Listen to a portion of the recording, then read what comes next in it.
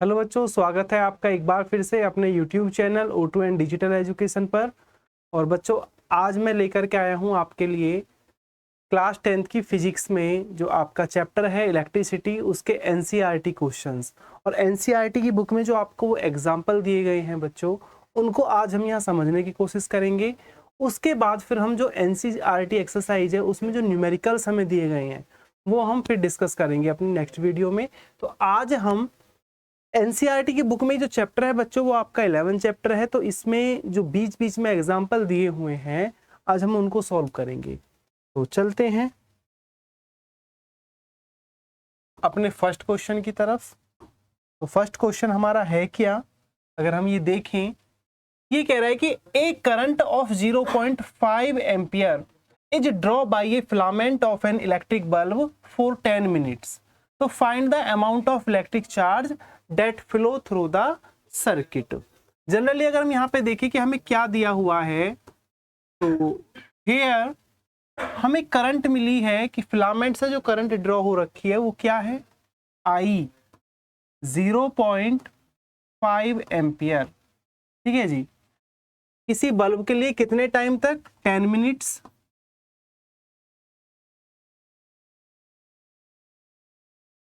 अगर हम इसको सेकंड में कन्वर्ट करेंगे तो 10 मल्टीप्लाई बाई 60 सेकेंड यानी कि 600।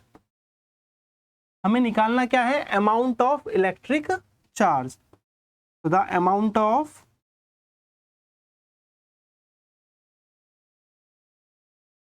इलेक्ट्रिक चार्ज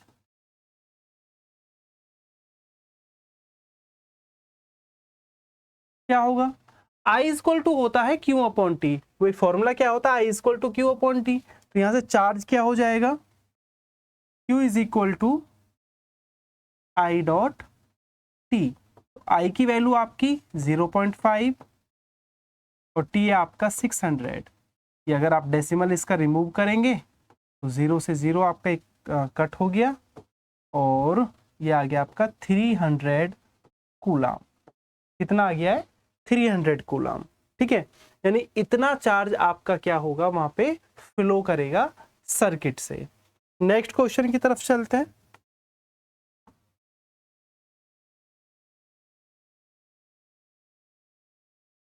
यहां अगर हम देखें, ये क्वेश्चन क्या कह रहा है बच्चों कि how much work is done in moving A charge of 2 coulomb across 2 points having potential difference 12 volt. तो यहां अगर आप देखते हैं कि क्या दिया हुआ है क्वेश्चन में, यहां हमको एक चार्ज मिला हुआ है 2 कूलाम का, और इसको किन्हीं भी दो पॉइंट्स के बीच में जब इसको क्या किया जाता है, मूव कराया जाता है, तो पोटेंशियल डिफरेंस क्या है, V is equal to 12 volt. तो क्या पूछ रहा है ये, वर्क डन। ठीक है, फॉर्मूला क्या होता है, W इज इक्वल टू क्या होता है, W इज इक्वल टू होता है डेल्टा V डॉट क्यू। ठीक है, तो वर्क डन क्या आ जाएगा,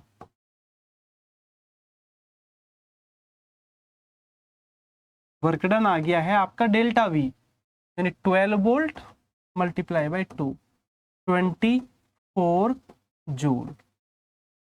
ये हो गया जी। ठीक है, थर्ड क्वेश्चन की अगर बात करें, नेक्स्ट क्वेश्चन क्या है, how much current will an electric bulb draw from A 220 volt source if the resistance of the bulb filament is 1200। ठीक है, इसका ए पार्ट में, तो यहां अगर आप देखते हैं how much current will an electric bulb draw a 220 volt source. तो यहाँ अगर आप इसका ये देखें कि भाई वोल्टेज आपको क्या दिया है, 220 वोल्ट, और रेजिस्टेंस यहाँ क्या दिया है आपको, 1200 ओम, है ना। तो हमसे पूछ रहा है ये करंट।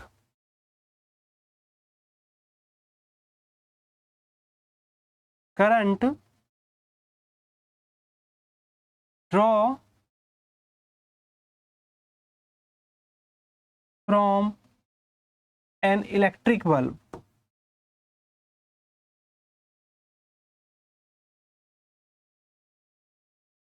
क्या होगा, I equal to V equal to I R, तो I equal to V upon R. V की वैल्यू क्या है आपका 220 अपॉन आपका आर 1200, तो 0 से 0 आपका कैंसिल आउट, तो आपका आ गया 22 अपॉन 120, ये 2 से 11 टाइम और ये आपका 60 टाइम, तो 11 अपॉन 60 एम्पियर। आप चाहें तो इसका डिवाइड कर लेंगे, डिवाइड करके इसका जो भी आंसर आएगा वो आप लिख देंगे। ठीक है, ये इसका ए पार्ट था। और अगर आप इसकी बात करते हैं हम बी पार्ट की,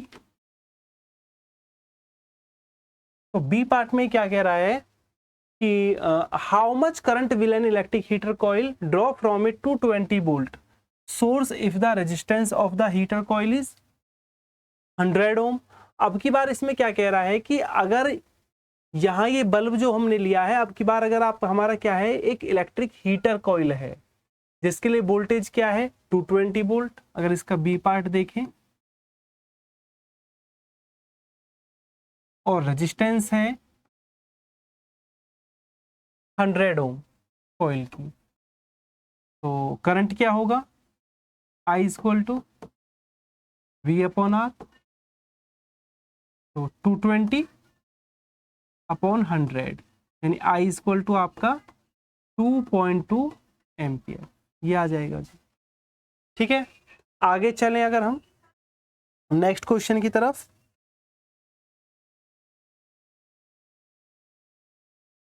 क्वेश्चन नंबर 4, यहां क्या दिया है बच्चों हमको, potential difference between the terminals of an electric heater is 60 volt. ठीक है,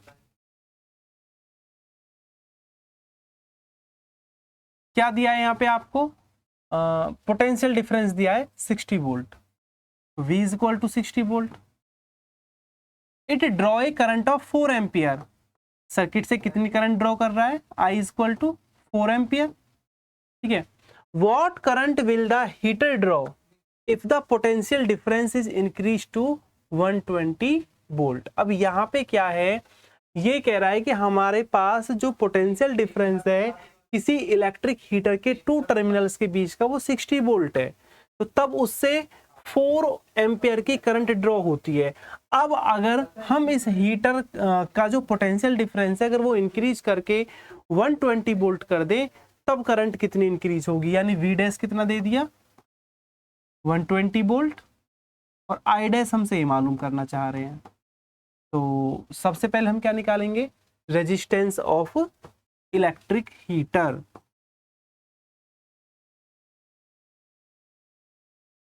resistance of electric heater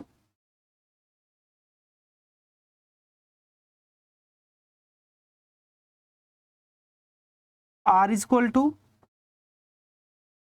V upon I, 60 अपॉन 4 यानी कि 15 ओम। इस हीटर का जो रेजिस्टेंस है वो क्या है 15 ओम। जब आप इसे ऑपरेट करेंगे 120 वोल्ट से, तो 10 आई डैश अगर आप निकाल रहे हैं, आई डैश इक्वल टू क्या आएगा आपका V upon V dash upon R। तो I dash is equal to V dash की वैल्यू क्या है जी आपका, जो नया पोटेंशियल डिफरेंस है 120 वोल्ट, और आर की वैल्यू क्या है 15।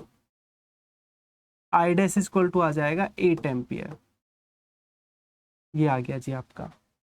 ठीक है, तो उम्मीद करता हूँ समझ में आ रहे होंगे बच्चों आपको। ये जनरली आपको क्या करना है, बड़े पेशेंस के साथ पहले बच्चों आपको क्वेश्चन पढ़ना है, रीड करने के बाद फिर आप उसमें देखेंगे कि इस क्वेश्चन में हमें क्या क्या चीजें मिली हुई हैं और हमें क्या कैलकुलेट करना है, उसी के अकॉर्डिंग फिर हम फॉर्मूला अप्लाई करके उसको सॉल्व कर सकते हैं। ठीक है, नेक्स्ट है, अगर नेक्स्ट क्वेश्चन की बात करते हैं,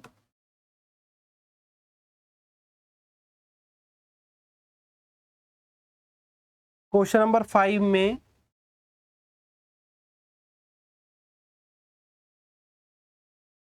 resistance of a metal wire of length 1 metre is 26 ohm. हमें क्या दिया है एक वायर की लेंथ हमको दी है, कितना है जी 1 मीटर। कितनी लेंथ है जी 1 मीटर। ठीक है, आगे इज 26 ओम, इस मेटल वायर जिसकी लेंथ 1 मीटर है उसका रेजिस्टेंस दिया है 26 ओम। ठीक है, 20 डिग्री सेल्सियस पर। If the diameter of the wire, wire का डायमीटर है 0.3 mm, तो रेडियस क्या होगी, इसका हाफ होगा 0.3/2 mm। इसे मीटर में कन्वर्ट करोगे तो 0.15 10⁻³ मीटर। मिलीमीटर को हमने मीटर में कन्वर्ट कर लिया है। तो what will be the resistivity of the metal at that temperature. तो रो पूछ रहा है यहाँ पे, क्या पूछ रहा है, रो। अब ये तो टेबल हमें मटेरियल का, ये तो आप टेबल से मैच कर लेंगे आपकी बुक देख के। हम यहाँ तक एक क्वेश्चन सॉल्व कर रहे हैं, इसकी रेजिस्टिविटी क्या होगी। तो जनरली हमें पता है कि भाई फॉर्मूला होता है from R equal to rho L upon A। अब A की जगह तो आप πr² भी लगा सकते हो। ठीक है, तो रेजिस्टिविटी ऑफ मेटल की रेजिस्टिविटी क्या होगी,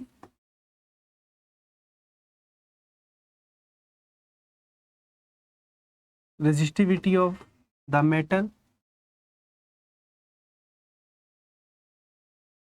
मेटल की रेजिस्टिविटी हो जाएगी rho is equal to capital R multiply by πr² upon L।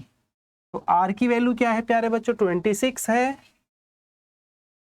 पाई की वैल्यू आप क्या रखोगे 3.14 रख लीजिए। R² अगर आप करेंगे तो 0.15 10⁻³ का स्क्वायर करेंगे,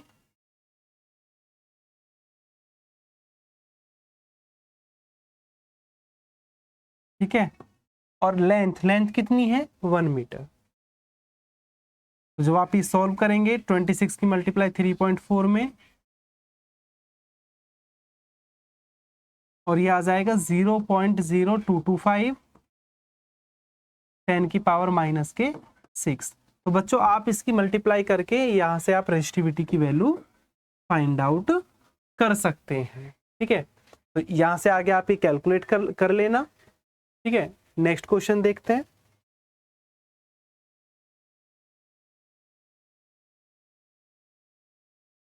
क्वेश्चन नंबर 6 में क्या है, a wire of given material having length L and area of cross section A has a resistance of 4 ohm. तो what would be the resistance of the another wire of the same material having length L/2 and area of cross section 2A। आप ये देखें कि हमारे पास जो material है, हमने ये माना कि वो कोई भी वायर का एक वायर हमने लिया किसी मटेरियल का, उस वायर की लेंथ है L और एरिया ऑफ क्रॉस सेक्शन है A। तो उसका रेजिस्टेंस कितना है भाई, R का फॉर्मूला क्या होता है, R इक्वल टू 4 ओम जो हमें दे रखा है, और R वैसे इक्वल किसके होता है रो L अपॉन A के। ये क्या है हमारा 4 ओम है। इसे चाहे तो आप इक्वेशन फर्स्ट बना लें या ऐसे ही छोड़ लें जनरली। अब वो कह रहा है कि जो अनदर वायर है सेम मटेरियल का है, बस उसकी लेंथ क्या है L/2 और एरिया ऑफ क्रॉस सेक्शन क्या है 2A। यानी कि आपका L डैश तो है L/2 और उसका area of cross section A है, A डैश है 2A के इक्वल। तो हमें क्या निकालना है, हमें निकालना है इसका रेजिस्टेंस। तो रेजिस्टेंस ऑफ अनदर वायर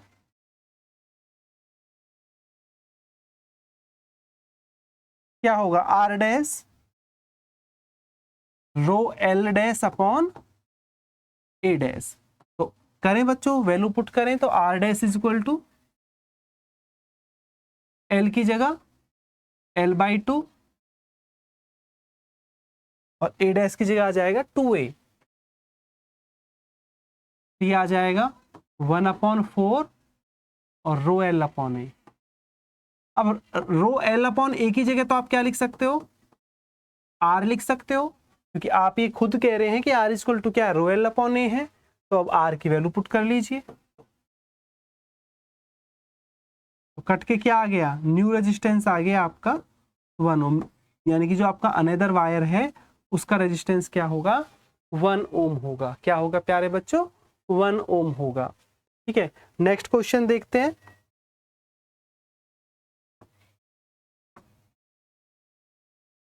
ये अगर आप देखें यहां बच्चों, an electric lamp whose resistance is 20 ohm and a conductor of 4 ohm resistance are connected to a 6 volt battery. ये आपको यहां दिखाया गया है, ये रेजिस्टेंस है 4 ओम का, और ये जो इलेक्ट्रिक लैंप है इसका रेजिस्टेंस है 20 ओम। कितना है, ये जो बल्ब आपका लगा हुआ है इसका रेजिस्टेंस है 20 ओम। यहाँ जो ये बैटरी लग रही है उसका वोल्टेज है 6 वोल्ट। तो हमसे क्या पूछना चाह रहा है, total resistance of the circuit. तो आप यहाँ देखें बच्चों कि ये जो आपका रेजिस्टेंस 4 ओम है और ये जो आपका इलेक्ट्रिक लैंप है दोनों सीरीज में कनेक्ट हैं। तो और इसका क्या पूछ रहा है, टोटल रेजिस्टेंस पूछ रहा है। तो ए पार्ट में टोटल रेजिस्टेंस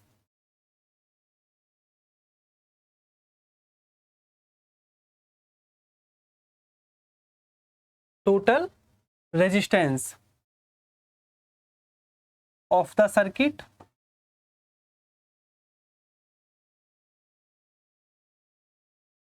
अब सीरीज फॉर्म में तो रेजिस्टेंस को हम क्या करते हैं, डायरेक्टली ऐड करते हैं, यानी ये 4 ओम में आपका क्या क्या ऐड हो जाएगा, 20 ओम।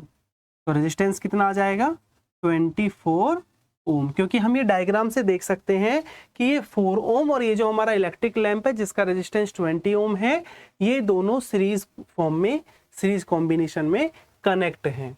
अब अगर हम इसका बी पार्ट देखते हैं तो बी में क्या कह रहा है, the current through the circuit, current क्या होगी, करंट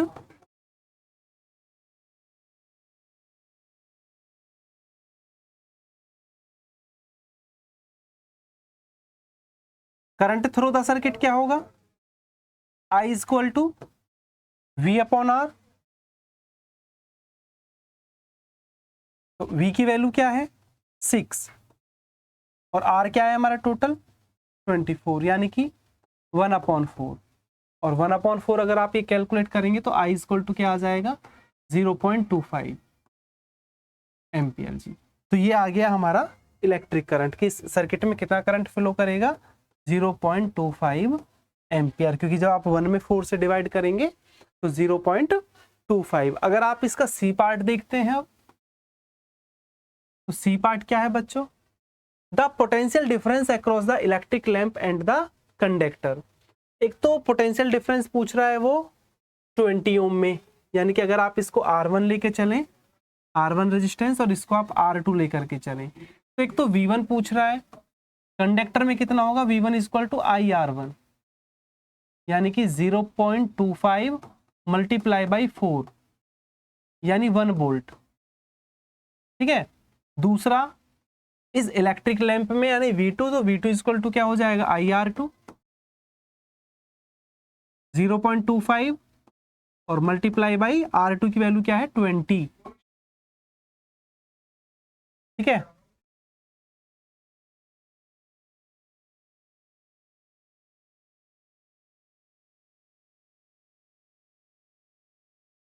.00 वोल्ट। अब आंसर कैसे हम पता करें कि क्या ये वैल्यू करेक्ट निकल के आई है नहीं आई है, दोनों को आप ऐड करें V1 और V2 को, और वो आपका बैटरी के वोल्टेज के इक्वल आना चाहिए। तो आप देखें 1 वोल्ट और 5 वोल्ट, 5 + 1 इक्वल टू 6 वोल्ट, तो ये क्या आ गया आपका 6 वोल्ट आ गया। क्लियर,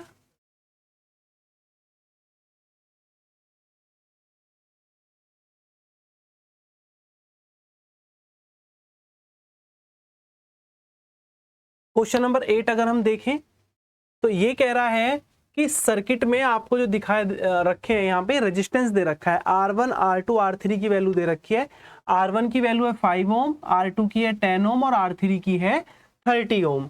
अब ये कह रहा है कि इनको कनेक्ट किया गया है एक बैटरी से जिसका वोल्टेज क्या है 12 वोल्ट है। क्या है जी 12 वोल्ट है। तो हमसे अब ए पार्ट में क्या पूछना चाह रहे हैं, ए पार्ट में एक तो ये कह रहे हैं कि ये बताइए करंट थ्रू ईच रजिस्टर, कि हर एक रजिस्टर के लिए कितना करंट होगा, एक तो आपको ये निकाल करके बताना है, ठीक है जी। दूसरा the total current in the circuit, की सर्किट में टोटल करंट कितनी होगी, ठीक। और तीसरा द टोटल सर्किट रेजिस्टेंस, आपको इसका टोटल रेजिस्टेंस भी आपको बताना है। तो देखो जनरली क्या होता है कि जो पैरेलल फॉर्म में हमारी चीजें ऐड होती हैं उनके लिए पोटेंशियल होता है सेम। तो यहाँ अगर हम देखते हैं सबसे पहले ए पार्ट में जो कह रहा है कि हर किसी के लिए करंट निकालिए, तो अगर मैं इस वाले में फ्लो होने वाली करंट को हम क्या माने I1 ले जी, इसको हम ले I2, ये करंट हम ले I3, तो जनरली होगा क्या कि I1 तो हो जाएगा आपका V/R1। अब V की वैल्यू क्या है अगर आप यहां से देखें 12 वोल्ट, और R1 क्या है हमारा, R1 है हमारा 5, तो कितना आ गया I1 2.4 एम्पियर, 12/5 यानी कि 5 2 10 और 2.4 एम्पियर। अब अगर हम I2 निकालें V/R2, V की वैल्यू क्या है 12 और R2 कितना है आपका 10 यानी कि 1.2, ठीक है। थर्ड अगर आप देखते हैं I3, तो I3 क्या होगा V/R3, है ना, और V की वैल्यू क्या है 12 और R3 क्या है आपका भाई 30, ठीक है। तो कितनी बार जाएगा 0.4 टाइम एम्पियर। तो ये आ गया आपका I1 I2 और I3। फर्स्ट पार्ट का हमारा काम खत्म हो गया है बच्चों। ये आप ना वर्डिंग में आप लिख लेना, मैं आपको बस जनरली समझा रहा हूँ, ये वर्डिंग में आप लिख लेना कि electric current draw from resistors R1, electric current draw from resistors R2 और ऐसी आपका रजिस्टर्स R3। अब इसके बी पार्ट में जो ये कह रहा है टोटल करंट कह रहा है कि सर्किट में बताइए भैया टोटल करंट कितना होगा। तो कैसे करेंगे फिर इसका बी पार्ट, टोटल करंट,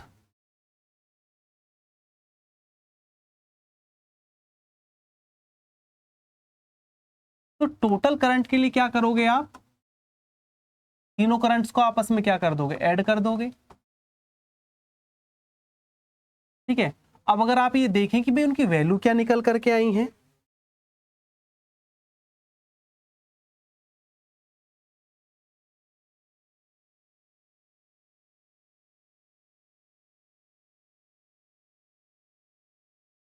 ये वाला यहां अगर आप देखते हैं तो I1 तो हमारे निकल के आई है 2.4,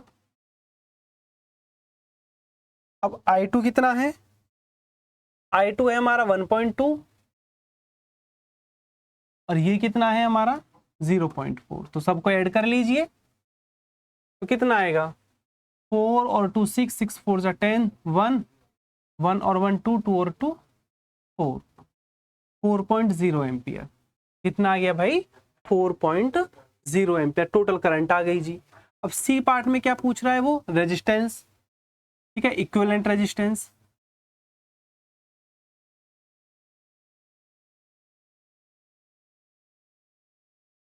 तो इक्विवेलेंट रेजिस्टेंस क्या होगा भाई, V equal to formula IR, तो R इक्वल टू V/I।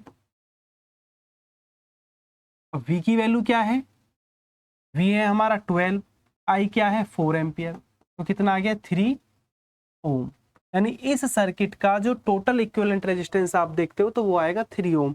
अगर आंसर हमें देखना है कि क्या भाई सही है हमारा आंसर, तो आप कैसे देख सकते हैं भाई R1 R2 R3 तीनों पैरेलल में हैं, तो आप इसे डायरेक्ट भी ऐड करके देख सकते हैं कि भाई 5 10 30 है, तो 1/5 प्लस के 1/10 प्लस के 1/30, एलसीएम क्या लेंगे आप 30, तो 6 प्लस 3 प्लस 1, तो क्या आ गया 10/30।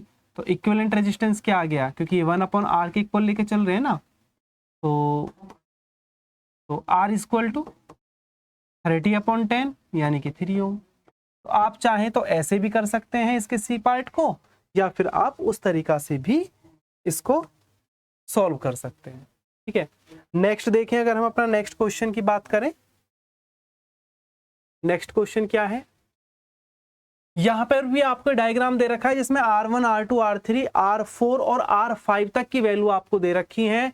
तो एक तो टोटल रेजिस्टेंस पूछ रहा है सर्किट का, ठीक है जी, निकाल लेंगे, कोई दिक्कत नहीं है। इसका ए पार्ट अगर हम सॉल्व करें सबसे पहले, तो भाई आप ये बताइए कि R1 और R2 दोनों पैरेलल फॉर्म में है। डायग्राम से हम बिल्कुल क्लियर देख पा रहे हैं कि दोनों रेजिस्टेंस का जो पॉजिटिव टर्मिनल है वो आपस में क्या है, कनेक्ट है। अब R1 की वैल्यू क्या है, 10 ओम है, R1 तो है 10 ओम और R2 कितना है, 40 ओम। तो आप यहां पे देखें कि भाई R1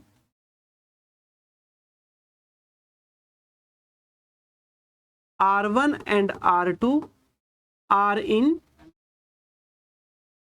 पैरेलल फॉर्म। तो बेसिकली अगर आप ये देखते हैं,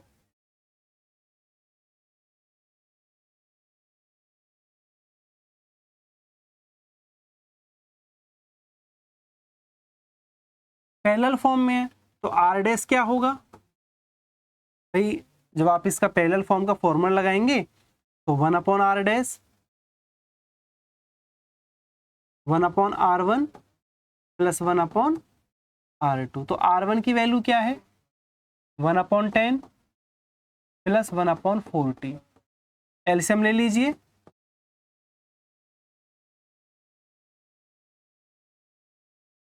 5/40, तो आर डैश आ गया हमारा 40/5 यानी 8 ओम। ठीक है, अब अगर हम ये देखते हैं कि R3, R4, R5 अगर हम इन तीनों की बात करते हैं,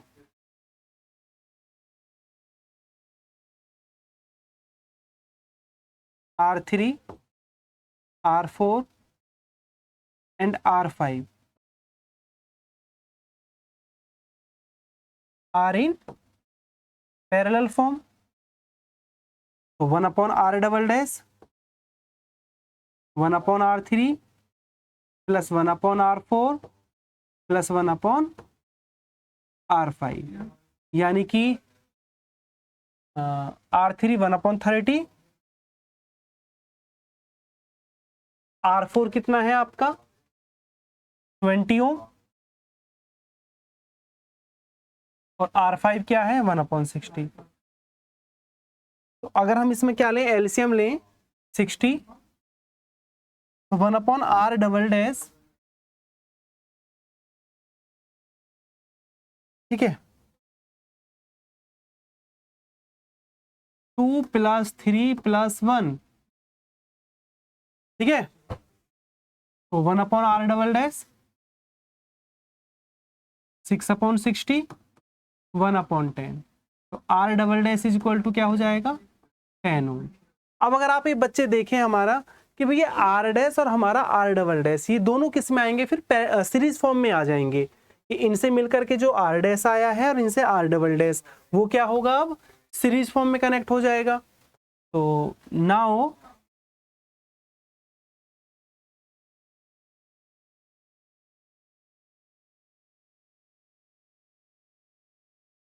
are dash and R double dash will be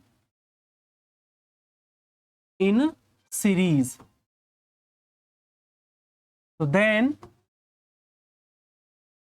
equivalent resistance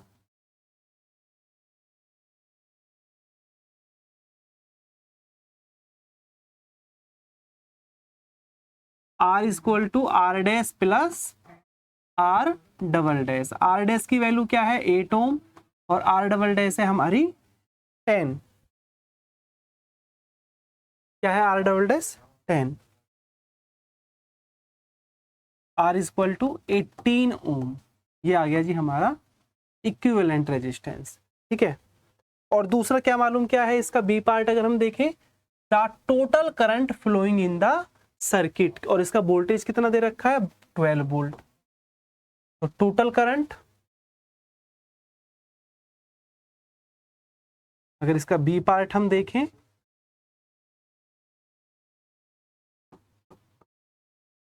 total current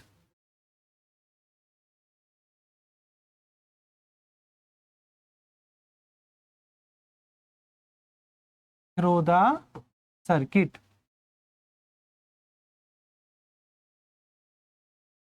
तो टोटल करंट क्या होगी प्यारे बच्चों, I equal to V upon R. V की वैल्यू हमें दे रखी है 12 वोल्ट और R है हमारा 80।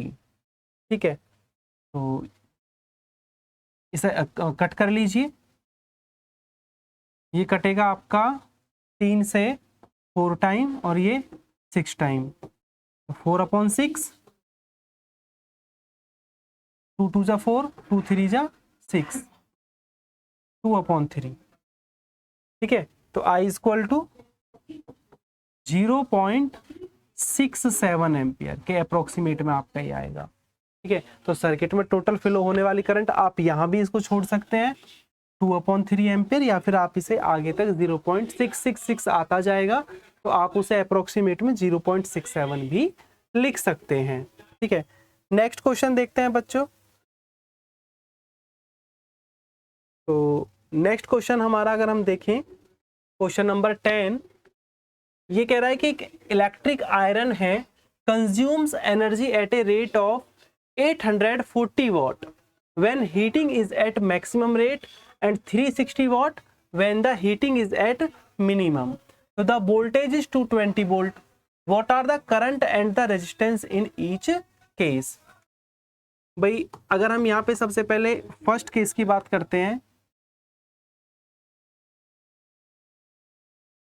इन फर्स्ट केस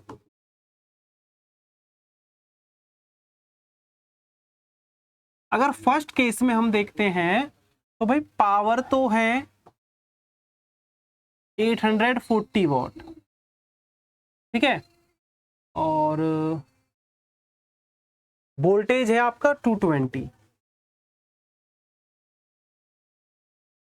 तो यहां से क्या पूछ रहा है कि भाई एक तो आप क्या बताइए, करंट बताइए, एक रेजिस्टेंस। तो एक तो करंट I1 क्या होगा, P1/V। तो P1 कितना है आपका 840/220। I1 equal to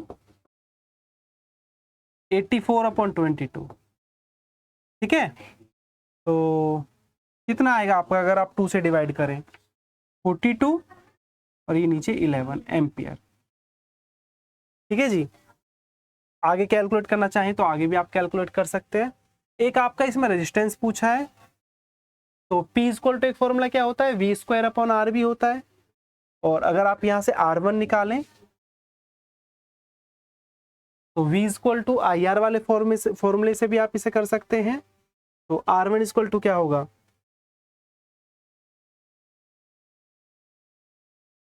V/I1। V की वैल्यू 220 और I1 आपका जो भी आप निकाल के लाएंगे, या फिर आप अगर पावर वाले फॉर्मूले से करना चाहते हैं तो भाई P इक्वल टू क्या होता है,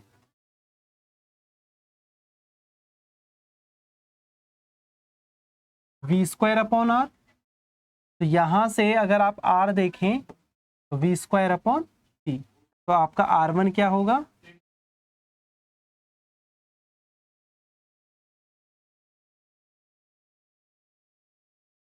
V²/P1। तो V² की वैल्यू क्या है 220,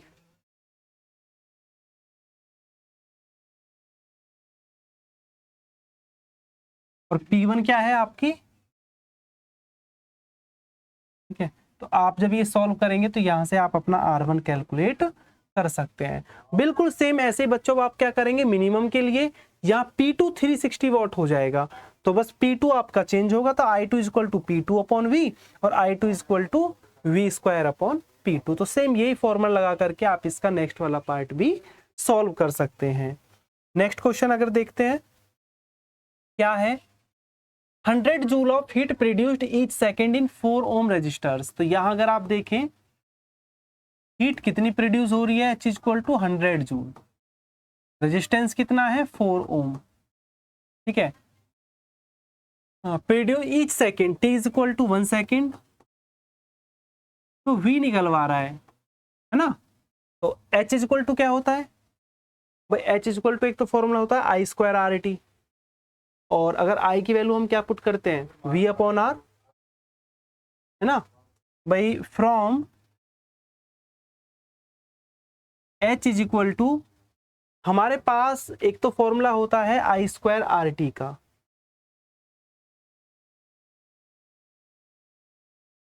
अब अगर I की वैल्यू पुट करें V/R, तो V² मल्टीप्लाई बाई RT।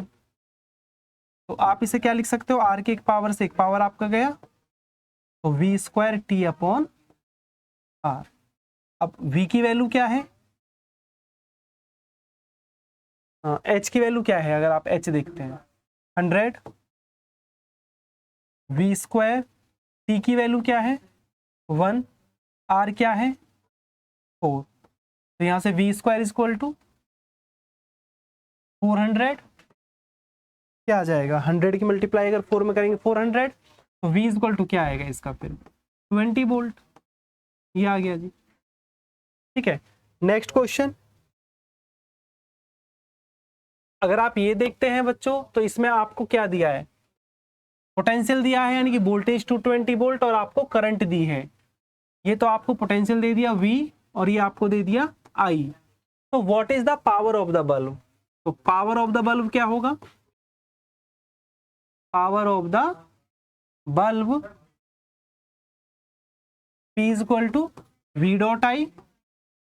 अब V की वैल्यू क्या है, V है आपका 220 और I की वैल्यू 0.5। ठीक है,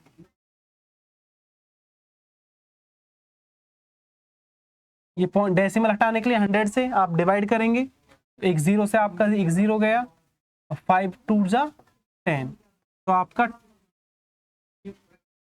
220/2 यानी कि 110 वॉट, ये आ गई जी आपकी पावर बल्ब की। ठीक है, नेक्स्ट क्वेश्चन क्या है,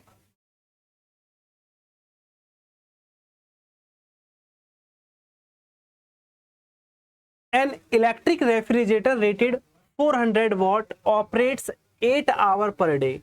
What is the cost of the energy to operate it for 30 days?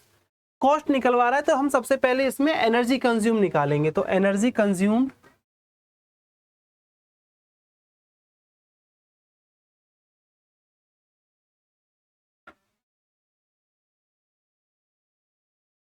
Consumed by refrigerator,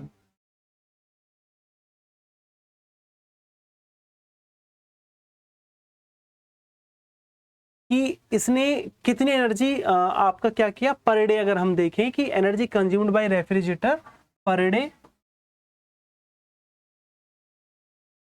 तो एक दिन में ये जो चल रहा है आपका 8 आवर, 8 घंटे आपका ये चल रहा है, तो 400 मल्टीप्लाई बाई 8, तो कितना आ गया 3200, और कितना आ गया वॉट आवर, और अगर हम इसे किलोवाट आवर में निकालें तो 3.2 किलोवाट आवर। अब अगर हम क्या काम करें, ये तो पर डे का है, और अगर हम 30 डे का निकालें,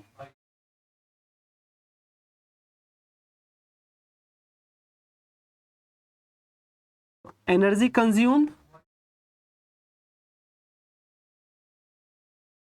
कंज्यूम्ड बाय रेफ्रिजरेटर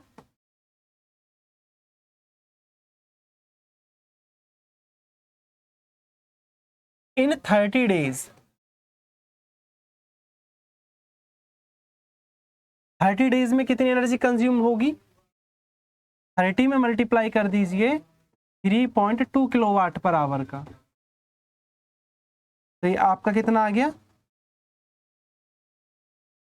96.0।